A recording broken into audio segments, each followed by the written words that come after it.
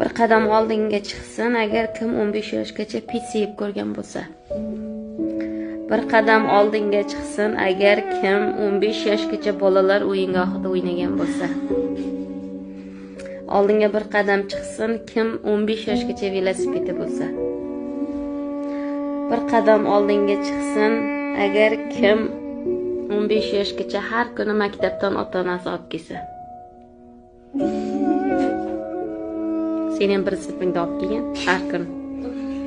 Bir qadam oldinga chiqsin agar kim 15 yoshgacha ikkitadan oyoq kiyimi bo'lgan bo'lsa. Bir qadam oldinga chiqsin agar kim 15 yoshgacha ota-onasiga yordam berish uchun ishlagan bo'lsa.